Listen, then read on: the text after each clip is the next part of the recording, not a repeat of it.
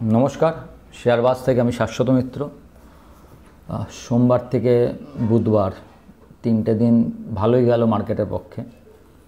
আমি আপনাদের বলছিলাম যে ডাটা ভালো আসছে, এখন মার্কেট সেটাকে কীরকমভাবে নেবে, কখন নেবে, কিভাবে রিয়্যাক্ট করবে সেটা মার্কেটের ওপর।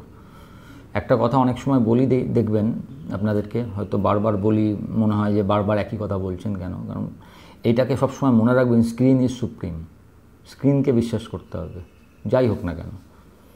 আমি যখন আপনাদের বারবার বলছিলাম, আপনারা অনেকে হয়তো মন্তব্য করেছেন যে বারবার কি ডলার ইন্ডেক্স বলেন, রুপির দাম বলেন, তেলের দাম বলেন, একই কথা, বন্ড ইল্ড বলেন, এগুলোই আসল, এগুলোকেই দেখবেন। $110 ছিল, হাজার ভালো খবর আসছিল, আপনি এখানে কোনো কিছু দেখতে পাচ্ছিলেন না। 110 থেকে 103 এসছে, দেখুন 3-এর নিচে আপনি মার্কেট দেখলেন প্রায় 510-520 পয়েন্টের রিকভারি সাস্টেনেবল হবে কি না সেটা অন্য কথা, কিন্তু যেখান থেকে 22,800, 900, 23,000, আপনারাও যারা অনেকে বলছিলেন এরম জায়গায় চান্স পেলে সব কিছু বেচে বেরিয়ে যাওয়া যায়, সেই চান্সটা অন্তত মার্কেট আপনাদের দিয়েছে। এখন এইখানে বেচতে পারবেন কি না, কি বেচেছেন কি না সেটা আমি জানি না, এবার মার্কেট আপনাদের একটা চান্স দিয়েছে সেটা করবার। এখন মার্কেটটা যে বাড়লো আপনার এই কদিনে, সবথেকে বড় জিনিস দেখবেন, এফআইআই প্রথম দিনে যখন দেখালো, আমি আপনাদের যে টেলিগ্রাম চ্যানেল আছে তাতে আমি বারবার বলেছিলাম যে আপনারা পরের দিন ট্রেড করবার আগে একটু সাবধান থাকবেন, কারণ ক্যাশ মার্কেটে এফআইআই বেচলেও টোটাল মিলিয়ে ইন্ডেক্স এবং স্টক ফিউচার মিলিয়ে এফআইআর কিন্তু বাই এসছে। এবং অনেকেই আপত্তি জানিয়েছিলেন যে এই এত ভালো ইনকাম ট্যাক্স, যে 10 লাখ কোটি টাকা আগাম ইনকাম ট্যাক্স জমা পড়েছে, এটার কোনো গুরুত্ব নেই। মার্কেট আপনার ডাটাকে কখন গুরুত্ব দেবে এটা জানা নেই, এটা সত্যিই জানা নেই। দেখবেন অনেক সময় খুব ভালো মার্কেটে, আপনাদের মনে আছে হয়তো সেপ্টেম্বর মাসের শেষ দিকে 20 তারিখ বা 22 তারিখ আমি বারবার বলেছিলাম এত হঠাৎ দিনকে 300-400 পয়েন্ট বাড়ার কারণটা আমার জানা নেই। বাড়ছে, কিন্তু কী কারণে বাড়ছে? দেখুন, মার্কেটকে কোনোদিন সুপারসিড করতে যাওয়া উচিত নয়, যে আপনি বলেন হ্যাঁ এখান থেকেই পড়বে, এখান থেকেই বাড়বে। অনেকে বলছেন, আপনি আস্তে আস্তে বলেন, আরে দাদা এটা কি মানে রাস্তার কলতলা নাকি যে চেঁচিয়ে বললেই সেই জিতবে? এখানে এটা হচ্ছে প্রবাবিলিটির গল্প। এখানে হচ্ছে একটা কথা আছে না, যে যারা বুঝে তাদের জন্য ইশারাই কাফি হয়। এখানে ওই জোর করে নিজের আমি জানি, আমি সব কিছু বলছি, এটা বলার কোনো দরকার নেই। ইশারাই যথেষ্ট, যে এই হচ্ছে, এই ঘটছে, আপনি এটা বুঝে এই নিয়ে ট্রেড করুন। কারণ এখানে আপনি আমি কেউ জানি না কালকে কি হবে। এই যে এত বলছেন আজকে 900, কালকে কেউ বলতে পারবেন যে কি হবে? একদম আগে থেকে বলে দিতে পারবেন যে আজকে ফেড মিটিং আছে, ধরুন রাতের বেলা, ফেড কি বলবে, পায়েল সাহেব কি বলবে, সেই অনুসারে মার্কেট কিভাবে রিয়্যাক্ট করবে? Is anybody know? এই ব্যাপারটা একদম ভাববেন না যে কেউ, এবং যারা এরম জোরের সঙ্গে বলে এগুলো হবে, এগুলো করুন, তাদের থেকে একটু দূরে থাকুন। সবসময় জানবেন এই মার্কেট আপনাকে বলতে পারেন যে হ্যাঁ, কীরকম বলা যেতে পারে, যে এই স্টকটা আপনি রাখতে পারেন, এটা ভালো স্টক ফর লং টার্ম, এই ব্যবসা করে, কিন্তু তার মানে এই নয় যে দাম ওর থেকে পড়বে না, ওর থেকে দাম 20%ও পড়তে পারে। এই যে সোমবারের দিন আমি আপনাদের 4টে স্টক দিলাম, তাও বললাম যে এখান থেকে আরও নিচে যেতে পারে, এখানেও নিতে পারেন, আপনার যেটুকু টাকা আছে আপনি বলতেই পারেন। এটা আপনি খুব সব দিক রেখেই বলতে হবে, কারণ আমার জানা ছিল না যে 4টে স্টকের মধ্যে 3টে স্টক, একটা স্টক তো প্রায় 20% রিটার্ন দিয়ে দিল, আইডিয়া ফোর্জ। 330 টাকা 26 টাকায় বলেছি, আজকে 396 না 400 টাকা হাই করেছে। তো এটা আমি জানতাম? আমি যদি আপনাকে বলি আমি জানতাম, আমি মিথ্যে কথা বলছি, একদম নির্জলা মিথ্যে।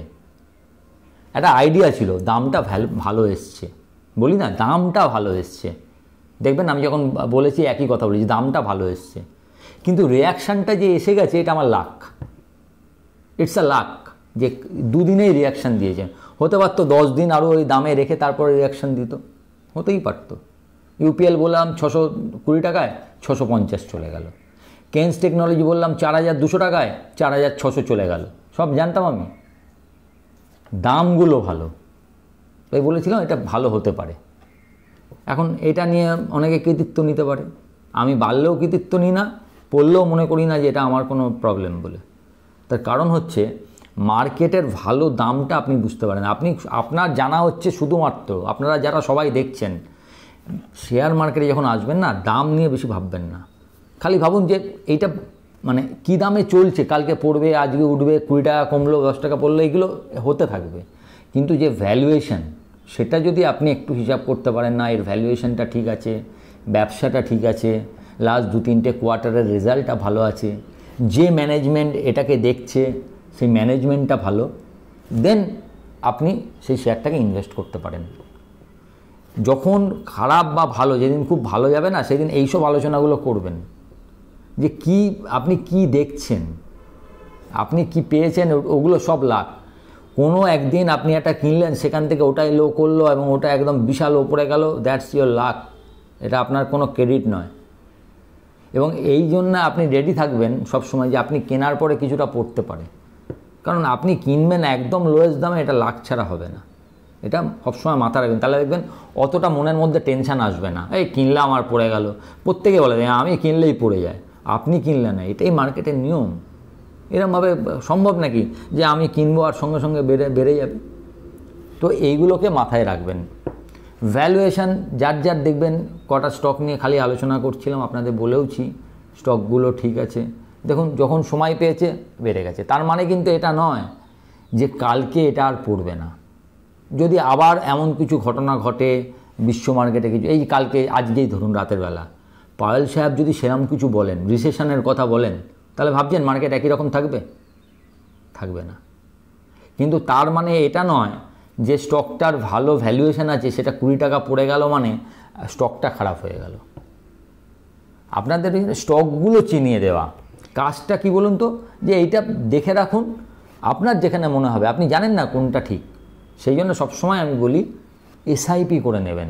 যেরকম এসআইপি আপনাদের মিউচুয়াল ফান্ডের ক্ষেত্রেও করতে বলি, একই কথা এসআইপি বলি যে আপনি স্টকের ক্ষেত্রেও আস্তে আস্তে নিন। এটা মনে রাখুন যে 5% পড়লে নেবো, আপনারা বিটা ফিটা সবই জানেন, কোন স্টক কতটা রিয়াক্ট করে সেগুলো দেখে নিয়ে কোনোটা 10% পড়লে নিন, কোনোটা 5% পড়লে নিন, এরকম করে আস্তে আস্তে জমান। যেটুকু আপনার টাকা আছে, যেটুকু টাকা লাগবে না। আর এখন এই মার্কেটে বিশেষ করে সবসময় লং টার্ম চিন্তাভাবনাটা রাখবেন, কারণ এরম নয় যে আজকে 22,800 থেকে 22,900 গেছে বলে এখানেই থেকেই মার্কেট একদম 27,000 পেরিয়ে যেতে পারে, যেতেই পারে, আবার যেতেই পারে। হয়তো দেখলেন আপনি আর কোনোদিন 22,500 দেখতেই পেলেন না, হতে পারে। বাট এটা তো প্রবাবিলিটি, আপনি জানেন না কালকে কোনো খারাপ নিউজ, অনেকগুলো ব্যাপার আছে। কেন কি আছে, কেন এত কথা বলছি, তার কারণ হচ্ছে আজকে রাত্রে ধরুন ফেড পলিসি আপনি যদি আমেরিকার দিকে তাকান, ট্রাম্প ট্যারিফের ফলে আমেরিকার ইন্টারেস্ট রেট, ইনফ্লেশন বাড়বে, এটা ওখানে সবাই বলছে। তাহলে ইনফ্লেশন বাড়লে ইন্টারেস্ট রেট এখনই কমাবে বলে মনে হচ্ছে না। পায়েল সাহেব আলাদা ভাবতে পারেন, তারা ইকোনমিস্ট, তারা অন্যভাবে ভাবেন, বা সরকারের সঙ্গে তাদের কথা হতে পারে, গ্রোথকে ইনিশিয়েট করার জন্য তিনি বাড়াতেও পারেন, কমাতেও পারেন, আমার জানা নেই। কিন্তু কমানোর চান্স ইজ ভেরি লো। তো আমরা কিসের ওপর জোর দেবো? আমরা জোর দেবো উনি কি বলছেন তার ওপর। Is there any chance of recession? উনি কি বলছেন না ইকোনমি ঠিকঠাক আছে, সাউন্ড, কোনো ভয় নেই, কিংবা ডাউনসাইড রিস্ক কি বাড়ছে, ডাউনসাইড রিস্ক টু ইকোনমি কি আগের থেকে বেড়ে গেছে? এই সব কথাগুলো হবে কিওয়ার্ড। যদি এগুলো কিছু বলেন, সেটা মার্কেট কিভাবে নেবে? আপনার মার্কেট এতদিন পর এফআইআই ফিরে এসছে, কালকে প্রায় $1 বিলিয়ন বাই করেছে, নট আ ম্যাটার অফ যোগ, তিনটে মিলিয়ে। শুধু আপনি ক্যাশ দেখবেন না, ক্যাশ, ইন্ডেক্স ফিউচার এবং স্টক ফিউচার। কিন্তু ইন্ডেক্স ফিউচারে দেখবেন অনেক দিন পর এফআইআই লং পজিশান, যেটা আমরা 15-16তে দেখতে অভ্যস্ত হয়ে গেছিলাম, সেটা 24%-এ গতকাল গেছে, 24%। এটা ভালো, যদিও আমরা একসময় 80%ও দেখেছি, কিন্তু এখন 24-এ এসছে। আশা করা যায় এটা 30-40-এ গেলে হয়তো মার্কেটটা আর একটু ভালো হতে পারে। কিন্তু সব কিছু নির্ভর করবে কালকে এবং 2 তারিখ, এই মধ্যবর্তী সময়ের মধ্যে। 2 তারিখে কী আছে আপনারা জানেন, অনেক দিন আগে থেকে ট্রাম্প বলে রেখেছেন যেসব দেশ আমাদেরকে ট্যারিফ লাগায় তাদেরকে 2 তারিখে আমি রেসিপ্রোকেট ট্যারিফ লাগাবো। সেখানে যদি উল্টোপাল্টা কিছু ট্যারিফ লাগানো হয়, তখন কি আপনি মনে করেন আপনার মার্কেট একইভাবে থাকবে? সেই অনুসারে তার রিয়াকশান আসবে। তো দিস আর দ্য ফ্যাক্টরস। আপাতত স্ক্রিন কিন্তু খুব ভালো বলছে, স্ক্রিনে এখনও পর্যন্ত কোনো নেগেটিভিটি নেই, কারণ পরপর 3 দিন আপনি হাইতেই বন্ধ করলেন এবং আপনার আজকের দিনের লো কালকের লোয়ের থেকে ওপরে, আজকের হাই কালকের হাইয়ের থেকে ওপরে। These are all good sign for market. আর একটু ভালো হতো যদি আজকের লোটা কালকের হাইয়ের থেকে ওপরে থাকতো, যেটা আগের দিন হয়েছিল। গতকালের লো কিন্তু আগের দিনের হাইয়ের থেকে ওপরে, সেটা যদি আজকেও থাকতো সেক্ষেত্রে হয়তো আরও পজিটিভ, মানে ক্লিনিক্যালি দেখতে গেলে, আপনি এখন চার্টিক্যালি দেখেন, ইটস হিউজ পজিটিভ। কিন্তু এটাও পজিটিভ যে আমি সবসময় হায়ার লোজ করছি, it's a very positive thing. এবং যে 800, আপনাদের মনে আছে 23,200 থেকে 22,800 আসতে গিয়ে আমরা কতদিন কেঁদে কোকিয়ে ভাবছি 22,800-তে 7-8 বার সাপোর্ট নিয়েছি, উঠেছি, 23,000 গেছি, তারপরে ভেঙেছে। কিন্তু দেখুন যখন উঠলাম তখন কিন্তু 22,800 রেজিস্ট্যান্স একবারে ভেঙে আমরা 550-র ওপরই ভাবছিলাম, কারণ 550 তো আমরা 3-4 দিন তখন টাইম কাটিয়েছিলাম, সেখানে 800-র ওপরে ক্লোজ দিল, আজকে আবার 900-র ওপরে ক্লোজ। সুতরাং স্ক্রিনের দিক দিয়ে কোনো খারাপ কিছু নেই। কিন্তু কালকে যদি পাওয়েল সাহেব কিছু বলেন এবং তার ফলে যদি ডলার ইন্ডেক্স দেখেন 105-106-এর দিকে চলে গেছে, সেক্ষেত্রে আমাদের মার্কেট ভালো থাকলেও সাবধান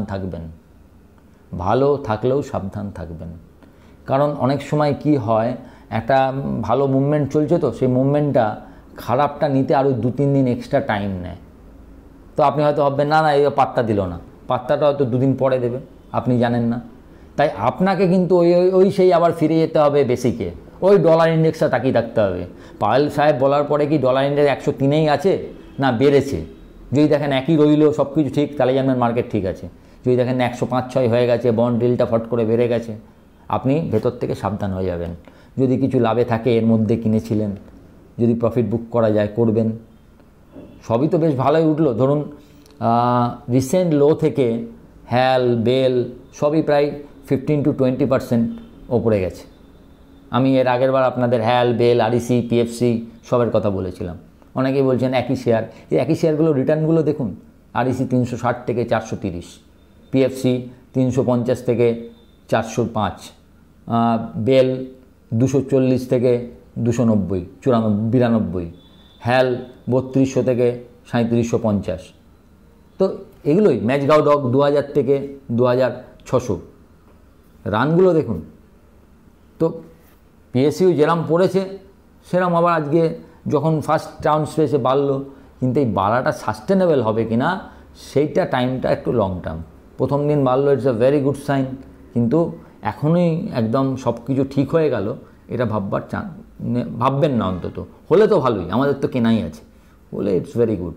কিন্তু সাবধান থাকবেন। নতুন যা কিনেছেন পিরিয়ডিক্যাল প্রফিট আপাতত বুক করবেন, যতক্ষণ না এই মানে লো কোনো দিন আগে থেকে বোঝা যায় না এটাই লো।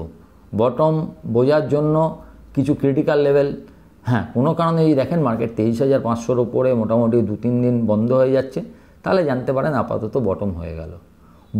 বিশাল বড় কোনো ঘটনা না ঘটলে, যে ঘটনা আগে ঘটেনি, এই লো হয়তো ভাঙবে না যদি 23,500-র ওপরে যায়, নট বিফোর দ্যাট। আপাতত স্ক্রিন ভালো, যা করেছেন ভালো। 23,100 এই জায়গাটা খুব ক্রিটিক্যাল, মনে রাখবেন। সাধারণত ওই জায়গাটা গেলে নতুন করে কিছু কিনবেন না, 2 দিন ওয়েট করুন, দরকার পড়লে আরেকটু ওপরে কিনবেন। দেখে নিন আগে এই জায়গাটা ভাঙতে পারে কি না, তারপরে দেখা যাবে। এফআইআই ফিরে এসছে আজকে, অবশ্যই এফআইআই ডাটাটা দেখবেন। যদি কন্টিনিউয়াস সেকেন্ডে, যেটা এর মধ্যে কোনো দিন হয়নি লাস্ট 2 মাসে, সেকেন্ডেও যদি এফআইআই বাই আসে, তাহলে আর একটু পজিটিভ একটা এনভায়রনমেন্টের ক্রিয়েট হবে। সেক্ষেত্রে আজকে রাতের পলিসি এবং নেক্সট 10টা দিন ওই ইয়েটা কেটে গেলে মোটামুটি পাওয়েল সাহেবের ট্রাম্পের ট্যারিফ থ্রেটটা আমরা মনে করব market first week of April থেকে যেদিকেই যাক অনেক তো বোঝার জন্য অনেকটা ইজি হয়ে যাবে। ভালো থাকবেন, সাবধানে ট্রেড করবেন। আমার ভিডিওটা ভালো লাগলে একটু লাইক এবং শেয়ার করবেন, এবং যারা প্রথমবার দেখছেন কাইন্ডলি সাবস্ক্রাইব করবেন এবং আমার টেলিগ্রাম চ্যানেলের সঙ্গে যুক্ত থাকবেন। নমস্কার।